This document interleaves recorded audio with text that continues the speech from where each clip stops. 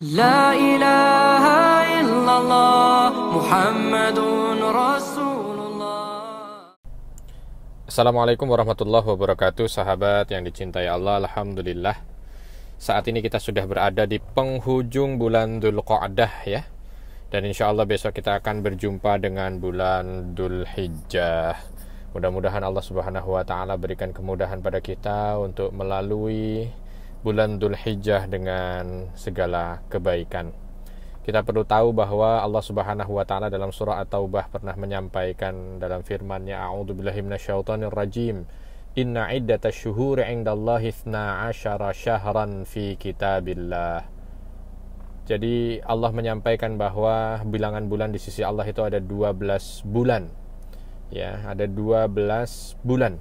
Dan di antara bulan-bulan itu Allah Subhanahu wa Ta'ala memilihnya minha arba'atu hurum.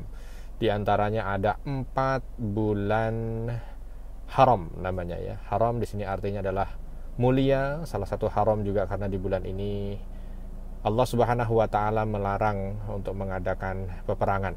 Tapi intinya karena sekarang sudah tidak relevan mungkin kaitan dengan masalah perang, haram di sini diartikan bulan yang mulia. Ada 4 bulan di antara 12 bulan itu yang akan Allah muliakan dengan segala macam kebaikan yang ada di dalamnya. Apa saja bulan tersebut? Bulan tersebut yang pertama adalah Dzulqa'dah. Alhamdulillah kita sudah lalui bulan Dzulqa'dah ini. Dan insya Allah besok Dzulhijjah akan datang. Setelah Dzulhijjah Muharram. 3 bulan ini berturut-turut ya. Ada 1 bulan di antara 4 bulan haram ini yang terpisah, yaitu bulan Rajab. Bulan Rajab ini bulan di antara bulan Jumadil Akhir dan Sya'ban ya, bulan sebelum Sya'ban, Rajab ya. Dan kita perlu tahu bahwa bulan Dzulhijjah yang akan kita lalui besok ini merupakan bulan yang sudah dipilih oleh Allah Subhanahu wa Ta'ala. Bahkan bukan hanya sekedar dipilih dari 12 bulan, tetapi ada yang luar biasa. Ketika Allah Subhanahu wa Ta'ala sampaikan dalam surah Al-Fajr ayat 1 sampai 2, wal fajr walayalin ashr, demi fajar dan demi hari yang 10 atau malam yang 10.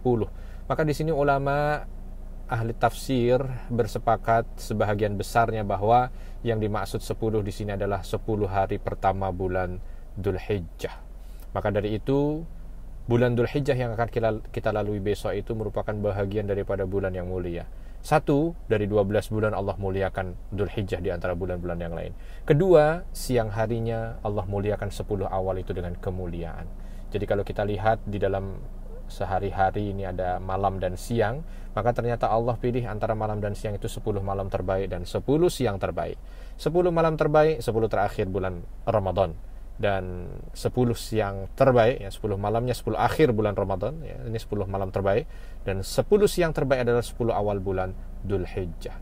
Ini sudah dengan hadis Nabi sallallahu alaihi wasallam yang diriwayatkan dari Jabir bin Abdullah radhiyallahu an, bahwa Nabi sallallahu alaihi wasallam bersabda, innal ashra asrul adha wal witr yaum arafah wa syafa' yaumun nahar. Ini yang disampaikan dalam surah Al-Fajr ketika menegaskan tentang 10, yaitu 10 hari bulan Dzulhijjah. Dan ketika menyebut tentang witir, karena ada sumpah Allah dengan witir di sana, itu adalah hari Arafah karena jatuh pada tanggal 9 Dzulhijjah, dan syafa' di sini adalah tanggal 10 Dzulhijjahnya di saat kita kaum muslimin merayakan hari Idul Adha.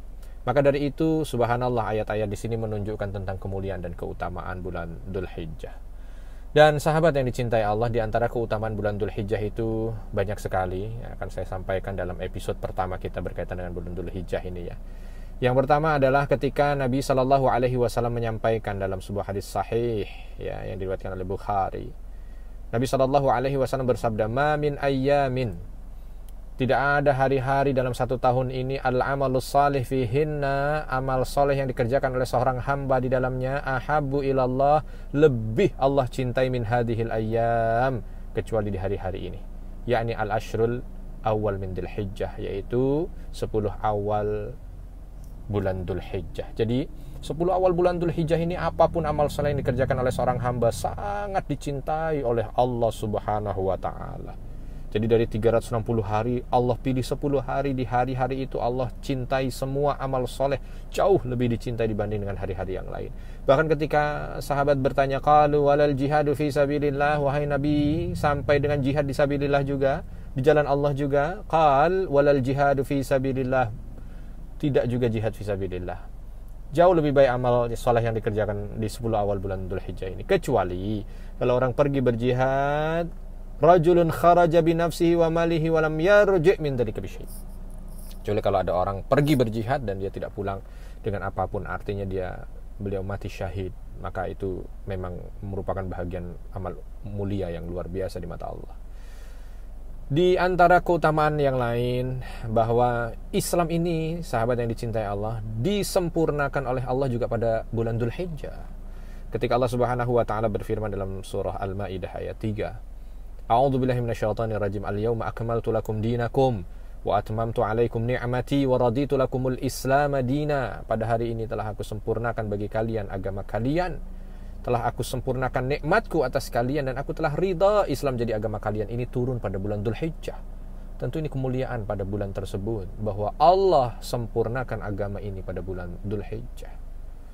Dan kalau kita lihat, ada yang luar biasa juga yang dimiliki oleh umat Islam, yaitu puasa Arafah. Dan puasa Arafah yang dilakukan pada tanggal 9 Dzulhijjah di saat orang wukuf di Arafah, ini merupakan bahagian kekhususan yang Allah berikan juga pada umat Islam, tidak pada yang lain. Ya, Nabi SAW menegaskan, saum Ashura yukafirus sanah al-madiyah wa saum Arafah yukafirus sanatain al-madiyah wal mustaqbalah. Ini yang diriwayatkan dari Nasa'i, bahwa puasa Ashura itu menghapus dosa-dosa setahun sebelum, sedangkan puasa Arafah yang dilaksanakan pada tanggal 9 Dzulhijjah itu menghapus setahun sebelum dan setahun sesudah dari dosa-dosa yang pernah dilakukan oleh mereka yang berpuasa. Masya Allah, luar biasa.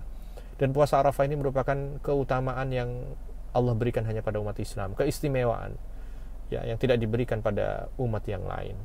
Dan ini terjadi juga pada bulan Dzulhijjah. Berikutnya, keutamaan yang dimiliki juga di bulan Dzulhijjah ini adalah darah-darah hewan kurban ini banyak tertumpah. Yang paling banyak di antara bulan-bulan yang lain adalah bulan Dzulhijjah. Masya Allah, seluruh orang muslim yang memiliki kemampuan untuk berkurban pada hari itu, di tanggal-tanggal awal bulan Dzulhijjah ini berkurban semuanya. Yaumun Nahar ya, terus Yaum Tashrik, semuanya berkurban. Bahkan Nabi SAW menegaskan dalam sebuah hadis yang diriwayatkan dari Abu Ya'la dan Nasa'i, afdalul hajj al-ajj was-sajj. Sebaik-baik haji ya, melaksanakan ibadah haji itu adalah yang paling banyak bertalbiyahnya, al-ajj, labbaik Allahumma labbaik, dan paling banyak berkurbannya. Masya Allah. Artinya kita tidak bicara bagaimana yang terjadi di tanah suci, kita bicara di tanah air saja. Paling banyak hewan disembelih dan di dalamnya menyebut asma Allah, dibesarkan saat menyembelih, itu terjadi pada hari raya Idul Adha dan hari Tasyrik, dan itu terjadi pada bulan Dzulhijjah. Berikutnya juga yang merupakan kemuliaan bulan Dzulhijjah adalah, bulan Dzulhijjah ini adalah bulan di mana muktamar umat Islam tingkat dunia terbesar dilaksanakan. Bagaimana mereka semua berkumpul di kota suci Mekah, bagaimana mereka semua berkumpul pada tanggal 8 Dzulhijjah di Tarwiyah, berkumpul di Arafah tanggal 9 Dzulhijjah, berkumpul di Mina 10, 11, 12, 13. Masya Allah, seluruhnya mampu datang ke satu tempat dengan tujuan ukhrawi. Tidak ada yang datang dengan tujuan duniawi. Banyak muktamar yang diselenggarakan, tapi mungkin tujuannya bisnis, tujuannya politik, tujuannya sosial. Tapi yang hadir di muktamar ini adalah semua tujuannya karena Allah. Datang karena Allah, bertemu karena Allah, berpisah karena Allah, bercengkerama karena Allah. Subhanallah, betapa besar rahmat Allah akan hadir di sana. Wabil khusus pada tanggal 9 Dzulhijjah di saat Yaum Arafah, Allah Subhanahu wa taala akan turun ke Arafah beserta dengan seluruh penduduk langit, membanggakan hamba-hambanya yang hadir di Arafah, menerima semua doanya dan mengampuni segala dosa-dosanya. Kemuliaan yang tidak Allah berikan kecuali hanya di bulan Dzulhijjah ini. Maka sahabat yang dicintai Allah, mudah-mudahan kita termasuk bahagian orang dari awal start bulan Dzulhijjah mampu untuk meraih segala macam kebaikan yang Allah berikan pada kita di bulan Dzulhijjah ini. Insya Allah berlanjut pada episode berikutnya tentang amalan-amalan apa saja yang bisa kita kerjakan di bulan Dzulhijjah. Assalamualaikum warahmatullahi wabarakatuh.